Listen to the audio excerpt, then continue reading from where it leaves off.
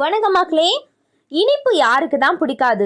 அதிகமாக இனிப்பு சாப்பிட்றதுனால நமக்கு நல்லதா இல்லைனா உடலுக்கு ஏதாவது பிரச்சனைகள் வருமா பார்த்துடலாமா? வாங்க தெரிஞ்சுக்கலாம். அதை பார்க்குறதுக்கு முன்னாடி நம்மளுடைய சேனலை நீங்கள் இப்போ தான் ஃபஸ்ட் டைம் பார்க்குறீங்க அப்படின்னு சொன்னால் மறக்காமல் சப்ஸ்கிரைப் பண்ணிவிட்டு சைடில் இருக்கக்கூடிய பெல் பட்டனையும் கிளிக் பண்ணி ஆல் அப்படின்ற ஆப்ஷனை செட் பண்ணி வச்சுக்கிட்டீங்க அப்படின்னா நான் போடக்கூடிய தகவல்கள், அற்புதமான விஷயங்கள் உங்களுக்கு நோட்டிஃபிகேஷனோட அடிக்கடி வந்து சேர்ந்துடும். அது மட்டும் கிடையாது மக்களே, இந்த ஒரு பதிவை லைக் பண்ணிவிட்டு உங்களுடைய ஃப்ரெண்ட்ஸ் அண்ட் ஃபேமிலிக்கு ஷேர் பண்ணிவிடுங்க. ஸோ முதல் விஷயம், பண்டிகை அப்படின்னாவே நமக்கு இந்த இனிப்பு பலகாரங்கள் ரொம்பவே பிடிச்சி போய் தினமும் சாப்பிடணும் அப்படின்னு ஆசைப்படுவோம். ஸோ அதனால் நமக்கு நிறைய பிரச்சனைகள் வருது அப்படின்னு சொல்கிறாங்க. அதிக இனிப்பு சாப்பிடும்போது உடல் கணிசமான எடை அதிகரிப்பை கொள்ளுது அப்படின்னு சொல்கிறாங்க. ஸோ இது குறித்து பல ஆய்வுகள் நடத்தப்படுது. சர்க்கரை சேர்ந்த உணவுகள், சர்க்கரை நிறைந்த பானங்கள் எடை அதிகரிப்பதோடு தொடர்பு கொண்டது. ஆமாங்க, நிறைய ஆய்வு சொல்லியிருக்காங்க. ஸோ குளிர்பானங்களை தவறாமல் குடிப்பதனால உடல் பருமன், தொற்று நோய்க்கு இடையே தொடர்பு உண்டாகி நிறையவே நமக்கு பாதிப்புகள் ஏற்படுத்துகிறோம் அப்படின்னு சொல்கிறாங்க. ஸோ சர்க்கரை, உப்பு இந்த மாதிரியான விஷயங்கள்லாம் அதிகமாக சேர்த்துக்கூடாது. அதே மாதிரி சர்க்கரை, வெள்ளை சர்க்கரை கண்டிப்பாக பயன்படுத்தக்கூடாது. அதை பயன்படுத்துறதுனால நிறையவே பாதிப்புகள் நம்மளுடைய உடலுக்கு ஏற்படுது. ஸோ தொடர்ந்து பார்க்கலாம். அதுக்கு முன்னாடி உங்களுக்கு ஒரு முக்கியமான தகவல் சொல்ல போகிறேன். டைலரிங் நல்லா தெரியுமா? அப்போ உங்களுக்காகவே வருது இண்டோ அட்டையர். அதுவும் நம்ம Chennai ஆவடியில மோரை Bharathi Nagar city union bank பக்கத்துல வந்தாச்சு. இனி சுலபமா மாசத்துக்கு 15,000 முதல் 30,000 வரை எளிதில் சம்பாதிக்கலாம். உழைப்புக்கு ஏற்ற ஊதியம். ரெடிமேட் ஷர்ட் தைப்பதற்கும் ஃபுல் ஃபினிஷிங்க்கும் தற்போது ஆட்கள் தேவை. வேலை தெரிஞ்சவங்க ஸ்க்ரீன்ல தெரியுற நம்பருக்கு கால் பண்ணுங்க.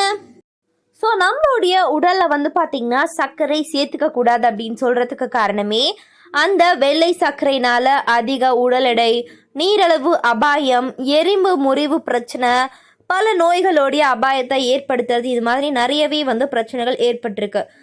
உடலுக்கு சர்க்கரை தேவை. ஆனால் தேவைக்கு அதிகமாக உடலுக்கு எடுத்துக்கொள்ளும் போது உடல் அதை கொழுப்பாக மாற்றி இடுப்பு, தொடைகள், கைகள், வயிறு பகுதிகள் எதிர்கால பயன்பாடுகளுக்கு பார்த்தீங்கன்னா கொழுப்பாக சேமிப்பதனால உடல் பருமன் அப்படின்றது தவிர்க்க முடியாத ஒரு பிரச்சனை ஆயிடுது அப்படின்னு சொல்கிறாங்க. இதை சொல்லி தெரிய வேண்டியதே இல்லை. குழந்தைகள் முதல் பெரியவர்கள் வரை அனைவருக்குமே பற்களில் சிதைவு அப்படின்றது உண்டாகும். சர்க்கரை பார்த்தீங்கன்னா பற்களுடைய குழியையோ சிதைவையோ நேரடியாக உண்டாக்காது. ஆனால் பற்களில் மேற்பரப்பில் இனிப்புகளுடைய துகள்கள் படியும் போது ஏற்கனவே அங்கே இருக்கக்கூடிய கழிவுகள் இதனோடு இணைந்து பற்களில் குழியில் துவாரங்களை உண்டாக்கும் அப்படின்னு சொல்கிறாங்க. அதனால பாக்டீரியாஸ்லாம் ரொம்ப சீக்கிரமாக உள்ளே போயிட்டு நமக்கு நிறைய நோய்கள் ஏற்படுது. ஸோ வாய் ஆரோக்கியம் அப்படின்றதும் நமக்கு இருக்காது. பற்கள்லையும் நிறைய பாதிப்புகள் வரும் அப்படின்னு சொல்கிறாங்க. ஸோ அதிலும் பண்டிகை காலங்கள் எல்லாருமே இனிப்பு நிறைந்த உணவுகளை எடுத்துக்கொள்ளும் போது பற்களில் சிதைவு உண்டாக அதிக வாய்ப்பு இருக்குது அப்படின்னு சொல்கிறாங்க.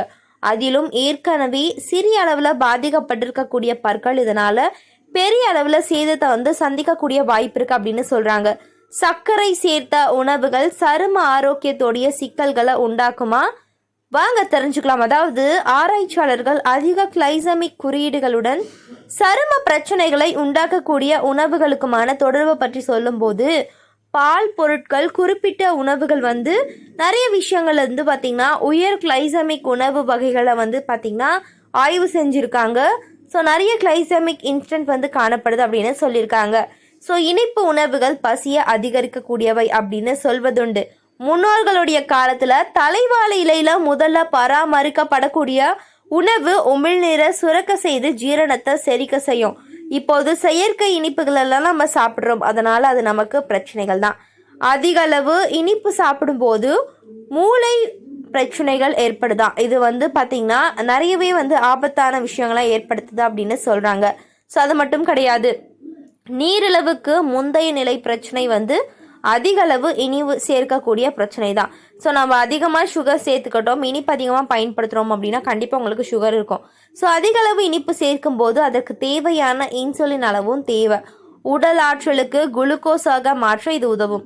அதிக இனிப்பு அதிக இன்சுலின் சுரப்பை பார்த்திங்கன்னா வேண்டும் அப்படின்னு சொல்கிறாங்க. ஸோ இன்சுலினுடைய எதிர்ப்பு திறனை கொண்டிருக்கவும் வாய்ப்பு இருக்குது. இன்சுலின் எதிர்ப்பு திறன் இருந்தால் உடல் குளுக்கோஸ் வேகமாக உறிஞ்ச முடியாது. இதனால இரத்த ஓட்டத்திலும் கல்லீரலில் வந்து குளுக்கோஸ் உருவாகுவதோடு ஏற்கனவே உங்களுடைய உடல் வந்து நீரழிவு அபாயத்தை கொண்டிருந்தாலோ மரபு ரீதியாக பிரச்சனை ஏதாவது இருந்தாலும் நமக்கு வந்து இந்த மாதிரியான பிரச்சனைகள் ஏற்படும். சர்க்கரை நிறைந்த உணவுகள் மன அழுத்தத்தை எப்படி போக்கும் அப்படின்னு கேட்கலாம். சர்க்கரை வந்து பார்த்திங்கன்னா அலர்ஜி பொருள் அப்படின்னு சொல்லலாம்.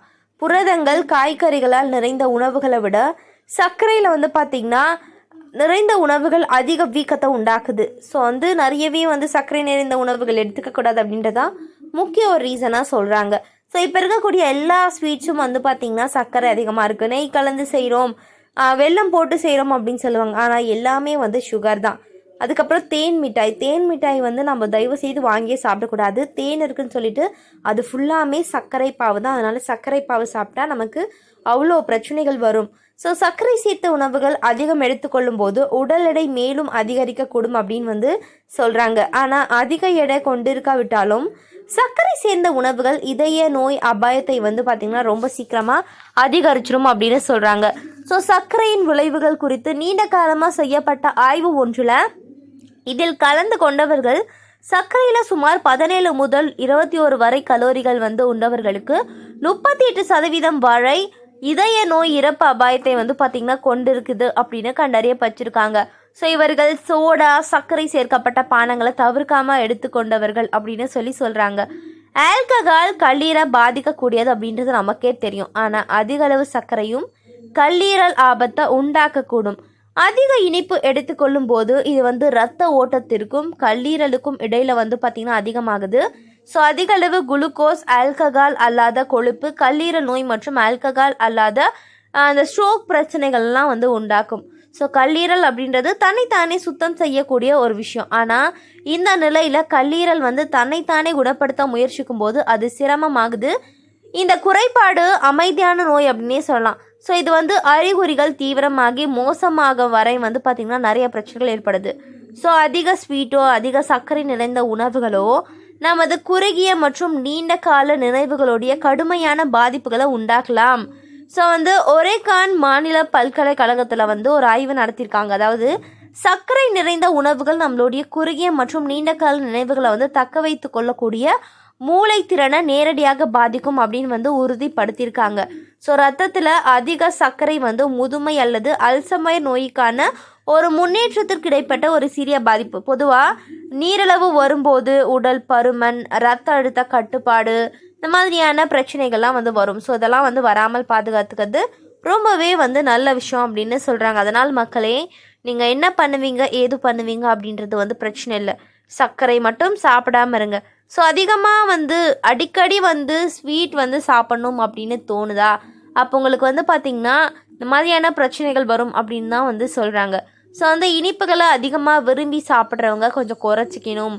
ஸோ வந்து உடல் பருமன் அதிகரிப்பது, யார் ஒருவர் அதிகமாக வந்து சர்க்கரையை வந்து பயன்படுத்துகிறாங்களோ அவங்களுக்கு வந்து பார்த்திங்கன்னா கண்டிப்பாக இதய பிரச்சனை ஏற்படும் அப்படின்னு சொல்கிறாங்க. எனவே மக்களே இந்த மாதிரியான தகவல்கள் வந்து ஒரு ஆபத்தை ஏற்படுத்தலாம். அதனால் என்ன பண்ணுங்க, ஆபத்தான விஷயங்களை எடுத்துக்காதீங்க. ஆரோக்கியமான உணவுகள் எடுத்துக்கோங்க. ஸ்வீட் சாப்பிடக்கூடாது அப்படின்னு சொல்ல வரல, ஸ்வீட்டையும் சர்க்கரையும் குறைத்துக்கணும் அப்படின்னு சொல்ல வரேன்.